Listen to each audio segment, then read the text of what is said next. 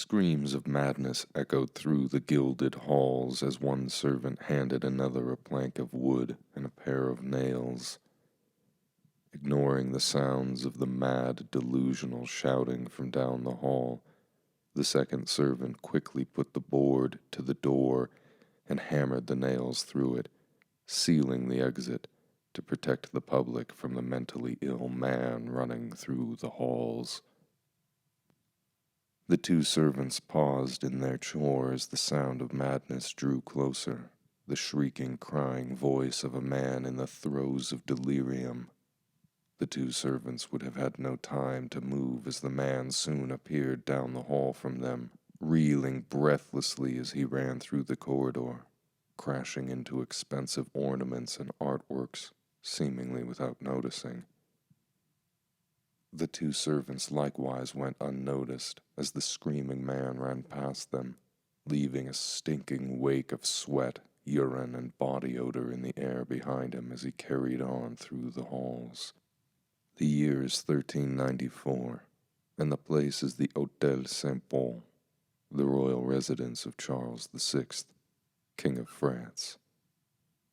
And the mad man who has just come running by is none other than the king himself. This is part of the story of Charles VI. This is the story of Charles the Mad. Charles was born on the 6th of December, 1368, in the city of Paris, in the very same building just mentioned, the Hôtel Saint-Paul. His father, also called Charles, was the King of France and a major player in the ongoing 100 Years' War with England.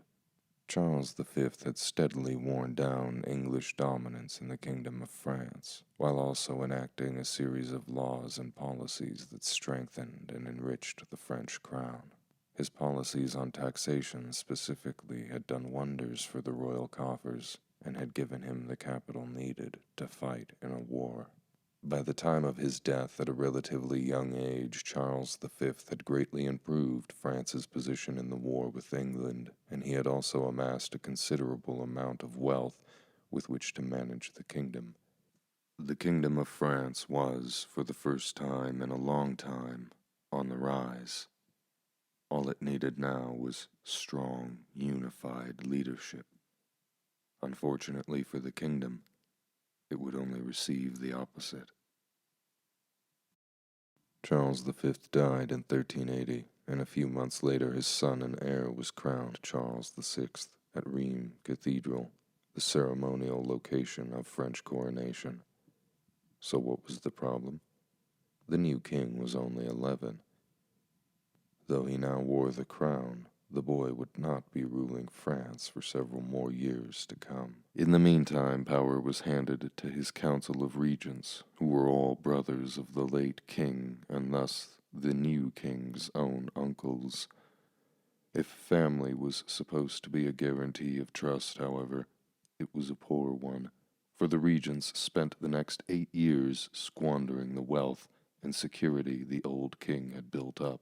They waged wars and put down their own rebellions, largely for their own interests.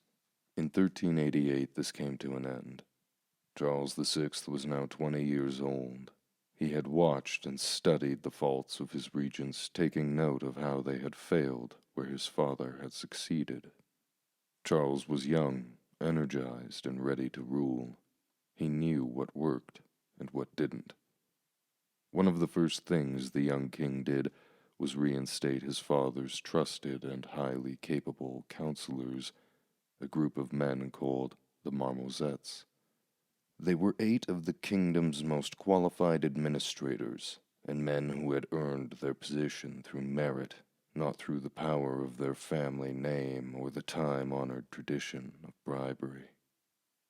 With these 8 loyal and honorable men, the young King Charles VI was able to stabilize his realm, patching up the holes his uncles had made, and unifying a kingdom that had been becoming more divided by the day. With the kingdom in the capable hands of the Marmozet, the young king could experience the fruits of his station in life.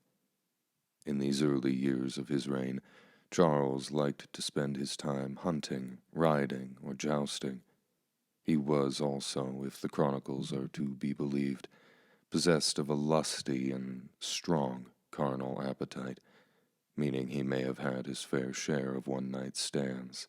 In any case, the kingdom of France was on the up and up. The peasantry were happy, the nobility were contented, and the end of the war with England was within sight. It was at this time that Charles VI became known by his people as Charles the Beloved. In 1392, Charles was in Amiens, where he was attending a conference discussing a possible long-term peace with England. The two kingdoms had been at war now for over half a century, and they found themselves at a unique juncture where both the kings of England and of France were willing to discuss terms. This would not come to be, however, and peace would have to wait. While staying in Amiens, King Charles fell suddenly ill with a mysterious sickness, one that would plague him with a high fever, muscle spasms, and occasional spells of delirium. Soon his hair fell out. Next, his fingernails. The young king was bedridden, while his doctors deliberated over his symptoms. What ailed the young Charles VI in Amiens is not exactly known today. Historians and physicians like to speculate on what may have stricken the young king, and they have posited many theories, from it being the first manifestation of the mental illness that would go on to haunt his later life, something like paranoid schizophrenia, severe depression, or a bipolar condition, all of which, at the time, would have simply been called madness. Others suggest the king may have been suffering from an outbreak of typhoid fever, or a more personal case of sarcoidosis, a disease that inflames the lymph nodes and carries such symptoms as severe fatigue, fever, pain in the joints and bones, as well as a host of effects on the skin and body, which might go some way to explaining the king's loss of hair and fingernails. Another possibility is that the illness may simply be one unknown to us today. Many illnesses come and go through the ages, and it is entirely possible that whatever affected young Charles at this time is something that no longer is around. One example of this would be the sweating sickness. In any case, we simply do not know what made young Charles so ill.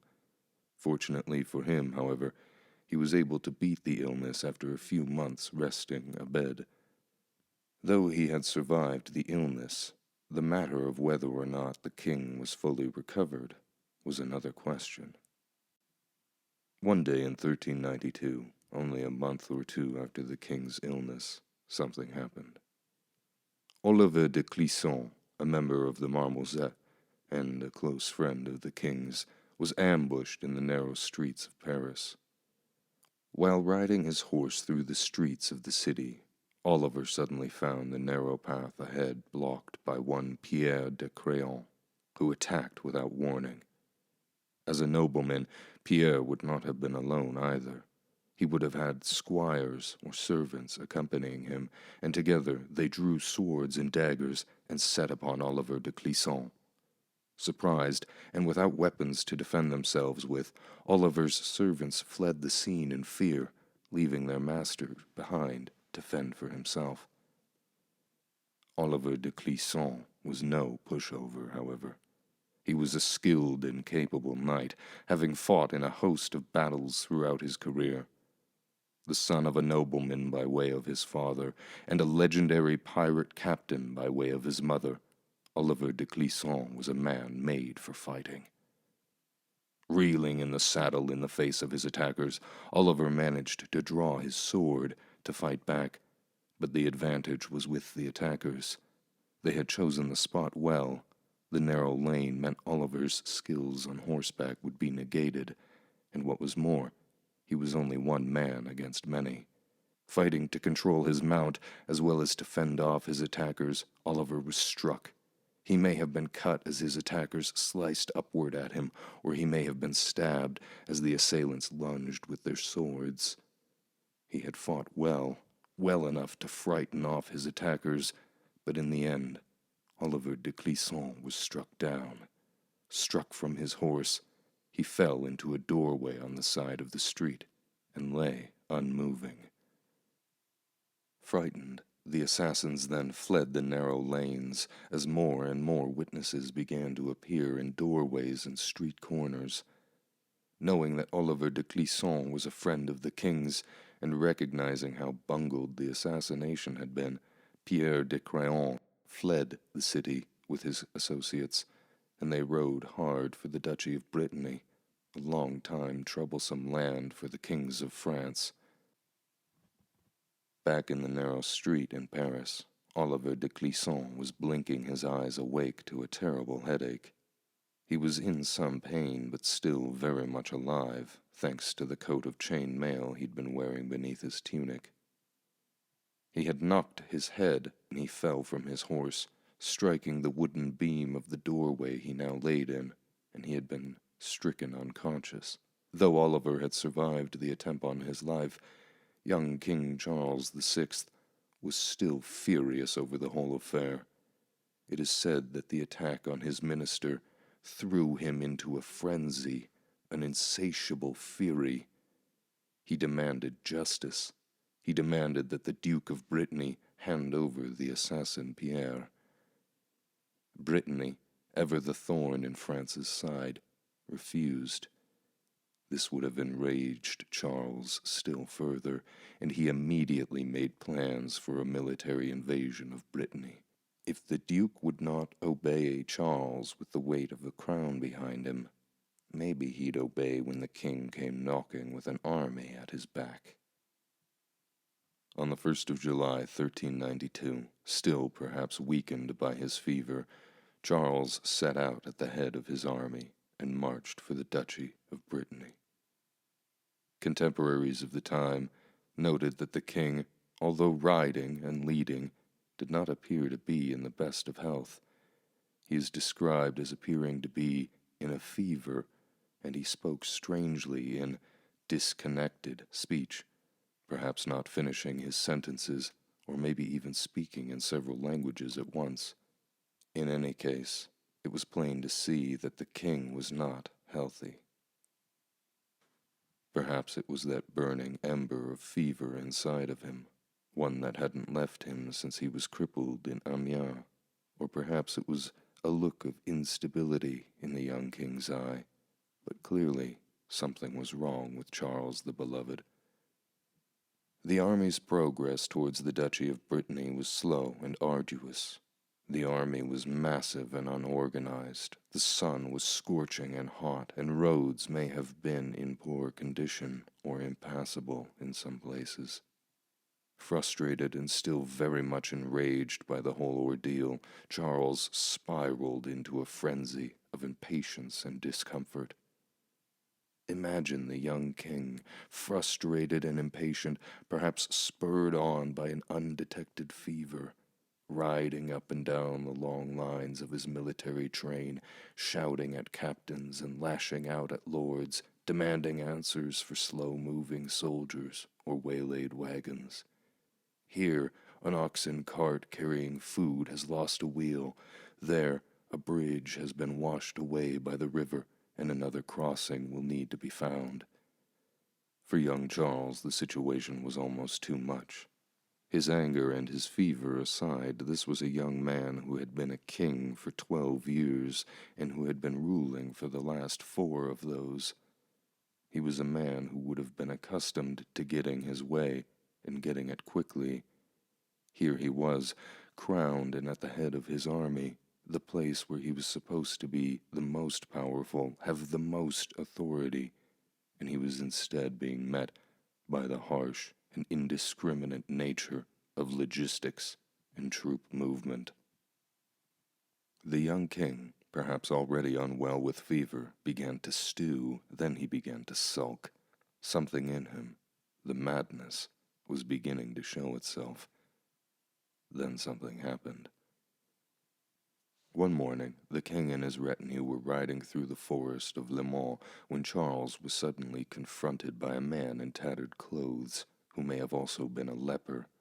Running straight at Charles, the man seized the king's horse by the bridle, bringing it to a halt and crying out, "Ride no further, noble king. Turn back. You are betrayed." Recoiling in his saddle, Charles had no time to reply before his guards set upon the leper, driving him back with clubs and the butts of spears. Battered and bruised, the leper fell to the side of the road, but he did not leave. Perhaps Charles was unbothered by the leper's prophecy, or perhaps he simply wanted to appear that way. In any case, the party continued on their way through the forest. Only as they spurred their horses away, the leper followed after them, and he repeated his warning. "Turn back, noble king. Ride no further. You are betrayed. You are betrayed. You are betrayed." This continued for half an hour as the king and his retinue rode through the hot morning, listening to the leper's cries. King Charles might have fallen into a sort of trance-like state as he rode, perhaps slumping somewhat in his saddle as he thought of his father and the prophecies of death that had haunted that man, and that had ultimately proven to be true. You see, many, many years before, King Charles V, Charles VI's father, had fallen very ill, and he had developed a lasting abscess on his left arm, one that perpetually wept pus. Not long after developing the abscess, it was prophesied to the king that when the wound ceased to weep, the king would have 15 days left to live.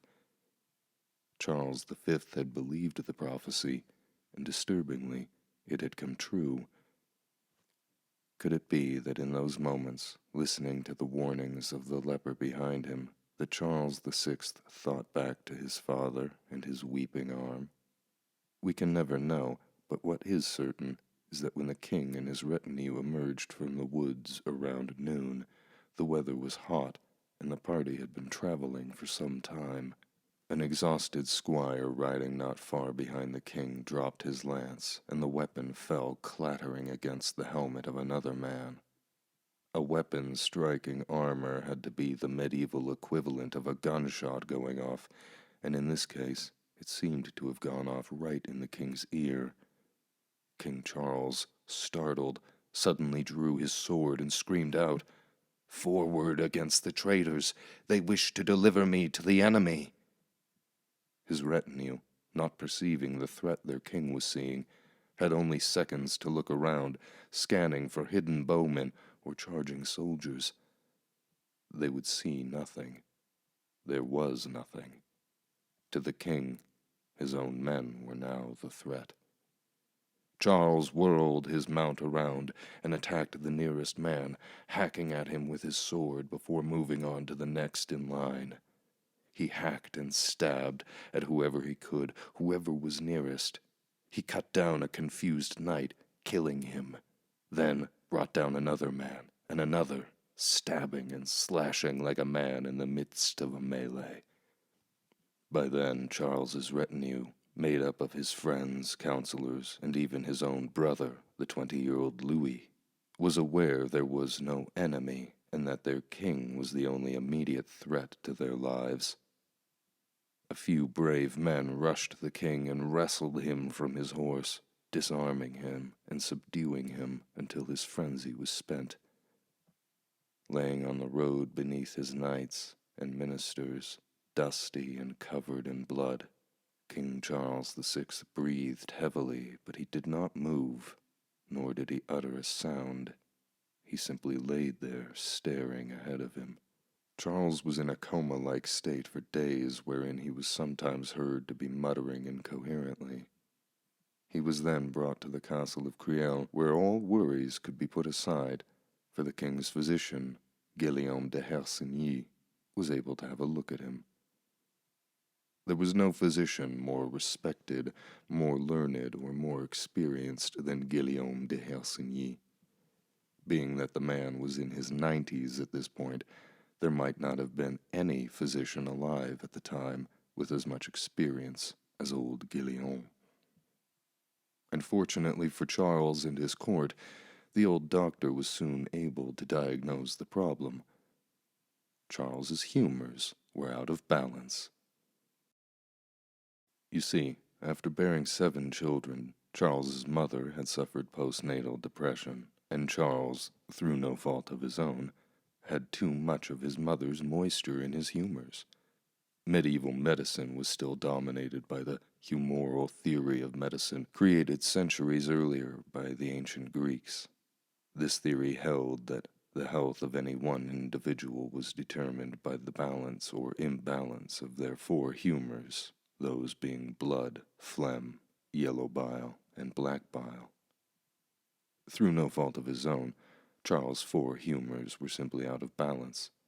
All he had to do to remedy the problem was rest, eat well, drink well, and he was also encouraged to pursue a life of pleasure and forgetfulness.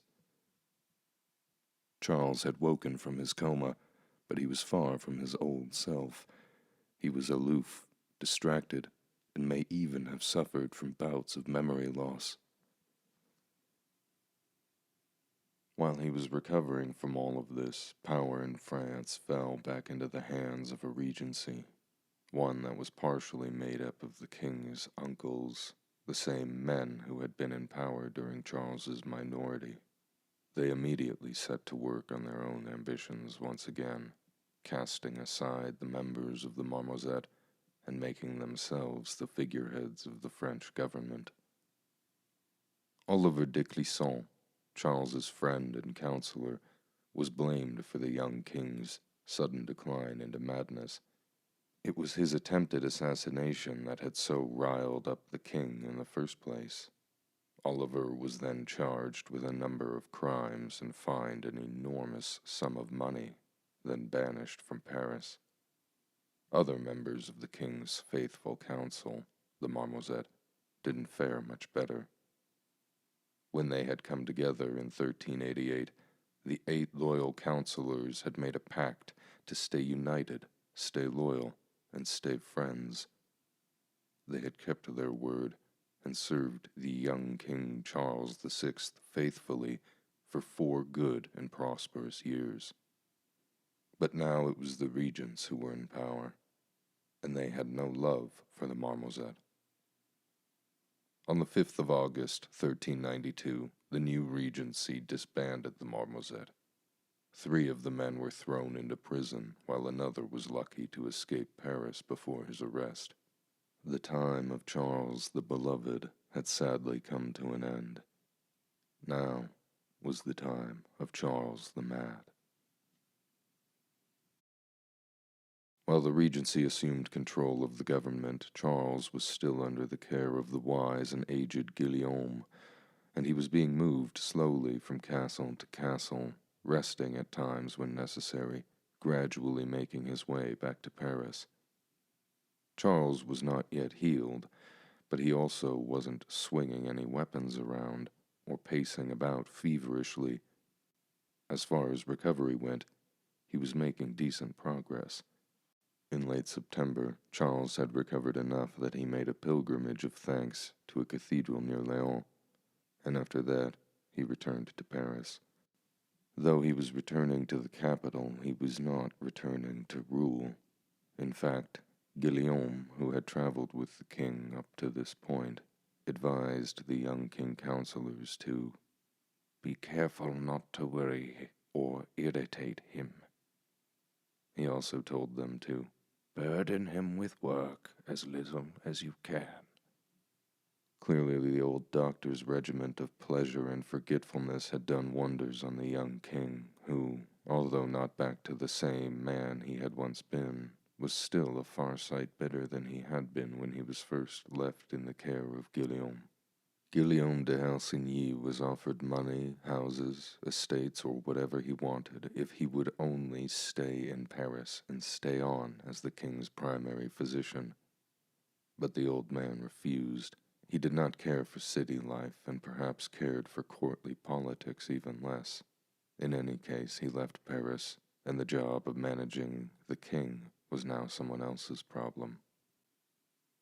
When Charles had been 16 years old and still in his minority, he married Isabeau of Bavaria, and now she, along with the king's brother Louis, took on responsibility of distracting the king in his first days back in court, ensuring he was happy and unbothered, content with his food, drink, entertainment, or whatever else he desired. In these days they might have put on plays for the king, or entertained him with music, mummery, and dances, anything to lighten his mood and brighten his day, all while in the halls of government the new regency was being led by Queen Isabeau.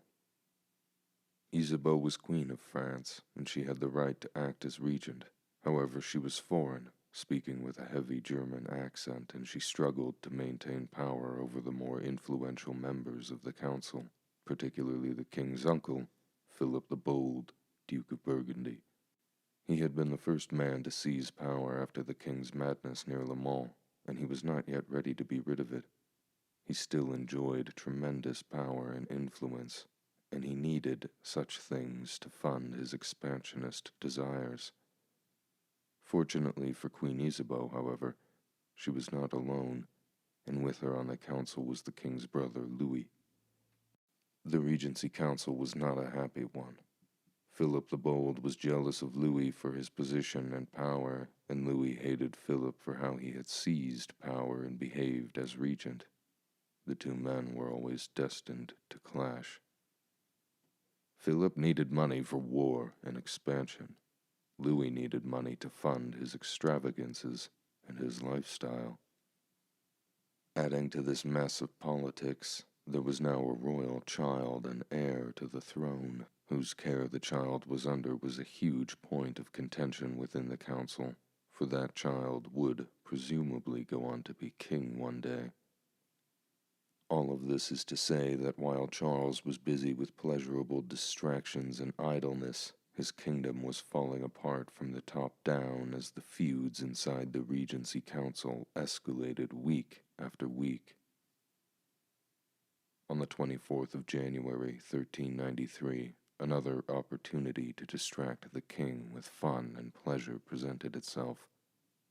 One of Queen Isabeau's ladies-in-waiting, a woman called Catherine, was being married for the second time, and in this time and place, a lady's second marriage was not like the first. It was a less solemn and serious occasion, and more of a fun and festive one, marked with games, drinks, music, and dancing. There might be jesters or jugglers, actors or mummers. It was just the sort of occasion that Queen Isabeau would have been looking for in order to distract her husband. At this particular occasion, a sort of event/game was to be played, wherein a group of masked or disguised people would dance into a room, shouting and acting like wild men. They would have been dressed in shaggy coats of linen soaked in resin and flax that would have then been plastered with branches, sticks, and twigs from head to toe, giving the costumed figures the haunting appearance of being wood savages. The other party-goers would then have a time trying to guess the identity of the costumed men, all while music played and the men danced wildly. It was supposed to be fun. The sort of thing was common for parties in medieval times. Masked dances and guessing identities was a fun and inexpensive way to liven up a party. It was a game that was supposed to be fun for all ages. It was supposed to be fun. Attending the ball, King Charles, whether through his own desire or the peer pressure of a friend, agreed to play the role of one of the costumed men. Perhaps he thought it would be a nice escape to don a mask and an outfit and become someone completely different, even if it was only for a few minutes. After all, when else would he get the chance to be at a party and not be seen as the king? As music blared from the balcony above the party-goers, the game was made ready. In another room, King Charles and 5 other members of the nobility were sewn into their suits of resin-soaked linen and flax. They might have painted their faces or disguised themselves in other ways as they eagerly waited to play their role. Bursting out into the hall that hosted the party, King Charles and the other disguised men would have hooted and hollered, swinging their arms about and whirling around as they made their best show of wild men. They might have howled like wolves and leered in the faces of ladies or called out obscenities, all to the mad sounds of pipes and strings, cymbals and bells that played out from the musicians above. In the height of the fun and frenzy, none of the party would have noticed as another door to the hall was opened, and in walked a latecomer to the festivities. It was the king's own brother, Louis. Entering the hall, Louis had in his hands a lit torch. Perhaps he lifted it as he was walking into the hall, hoping to illuminate the strange scene he was walking into, or perhaps a whirling dancer, unaware of the newcomer, bumped into Louis on accident. Whatever the case, the flames of Louis's torch leapt hungrily onto the extremely flammable suits of the dancing men, and they went up in flames. Shrieking in agony, the men clawed at their costumes, but to no avail, for they had been sewn into them. Calling for help, begging for mercy, the men flailed and fell to the ground as nearby courtiers tried to help them. But they could do nothing, for when they got too close, they too sustained burns. The monks of Saint Denis, who were chroniclers of the times, gruesomely record that the 4 men were burned alive, and that their genitals, still on fire, fell from their bodies, releasing a stream of blood behind them. Despite wearing the same flammable suit as each of the other dancers who now whirled about in flames, King Charles was saved from the fire when the 15-year-old Joan, Duchess of Berry, recognized the king, and she threw her dress over him, shielding him and his flammable costume with the fabric of her dress. King Charles would have watched, or at the very least heard, the sounds of men he had known burning to death. Of the 5 men who had burst into flames at the party, only one of them would survive, having plunged himself into an open vat of wine until his flames were doused. As for the 4 other unfortunates, one died at the scene, and 2 others lingered in agony for 2 days, while the final man, and the one who may have come up with the whole idea of the wild man bit in the first place, survived for another day longer than the others, cursing the other dancers until his dying breath. This event would be remembered in history as the Ball of the Burning Men. If King Charles had been on the path to recovering from an attack of mental illness, he was now most certainly off that path. No witness to the Ball of the Burning Men would have come away from that scene without being at least a little bit disturbed. 4 men of the nobility had died, 1 had barely survived, and the king had only just been saved. The effects that day might have had on Charles can only be speculated. The king's mental condition never much improved beyond that day, and hopes of restoring him to the same vibrant young man he had once been must have soon faded away. Much of King Charles VI's story then becomes the backdrop to other major conflicts of the age. For example, the king's brother, Louis, and his feud with Philip the Bold would only intensify in the coming years. The 2 men feuded for the same old issue of money and power and prestige, but they also fought for preeminence within the council. The conflict between the 2 men would eventually escalate into a full-on civil war in the years to come, with the supporters of Louis calling themselves the Armagnacs, and the supporters of Philip the Bold, Duke of Burgundy, calling themselves Burgundians. It's a sad fact, but it seems that a regency council is so often just a dysfunctional court of rival parties that often struggles for progress. So we come to the year 1394, where we started this story with two servants boarding up the halls of the Hôtel Saint-Paul to keep the king from escaping. As Charles's mental health declined, he would sometimes run through the halls, breaking things or throwing precious items into fires. He would vandalize his own home and property, even going so far as to urinate on expensive gowns. Charles would go weeks without bathing or changing clothes, often leading to problems with lice and skin conditions. It is said that he would forget who he was, defacing his royal coat of arms and referring to himself as George, possibly Saint George. On one occasion, when Queen Isabeau came to visit him, Charles did not even recognize his own wife, and he was annoyed by her presence, demanding that his servants find out what she wanted and handle it themselves. Charles also suffered from the glass delusion, a common belief for people at the time, and not just ones in power, that they were in some way made of glass. Some claimed it was in their bones, or their heart, or their head that was made of glass. In any case, it was a delusion that was not unknown to the time. To accommodate and protect his glass features, Charles had rods of iron sewn into his clothes to protect him from shattering should he suffer a fall or bump into someone. For the rest of his life, Charles was plagued by mental illness and instability. The violence surrounding him was no help to him either. In the year 1407, after years of feuding and fighting, the king's brother, Louis, and the leader of the Burgundians, made a public display of peace and reconciliation, putting behind them years of hate and killings. It was supposed to be peace between two warring factions. 3 days later, Louis was assassinated in the streets of Paris by a gang of Burgundians sent by their leader. Peace between the Armagnacs and the Burgundians, then, was not going to happen. Soon the two factions would be waging a devastating civil war across all the kingdom. It wasn't all bad, however.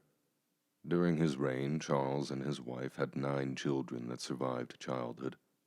2 of them would be queens, and another, eventually, a king. There would be times where Charles would return to lucidity and be able to act on some of his own authority, but for the majority of his reign going forward, he was just a figurehead to be fought over, like a trophy. As I said, the reign of Charles VI goes on to be the backdrop of many other major events of the age, some of which I plan on retelling. But for the sake of our story today, it is important to note that Charles's reign was a challenging and overwhelming one that would go on to be dominated by strife, civil war, invasion, defeat, and of course, madness.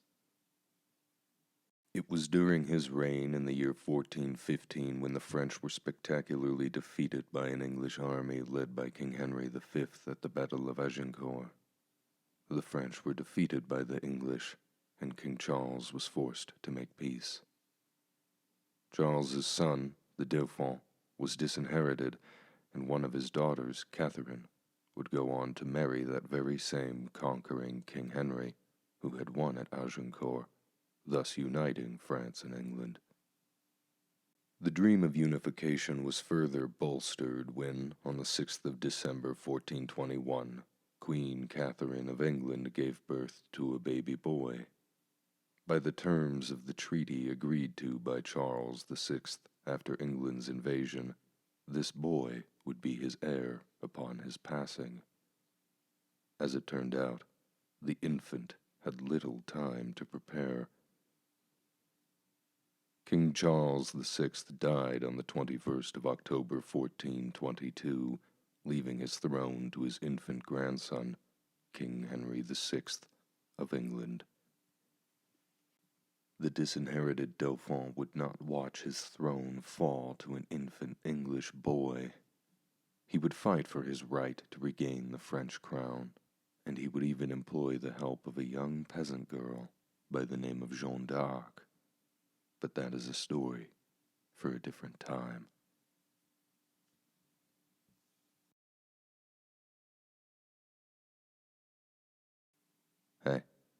If you made it this far, thanks for watching. This video was a little longer than I'd expected it to be. If you enjoyed, please consider liking the video and subscribing to the channel, and a big thanks to those of you who already have. I'll see you in the next one.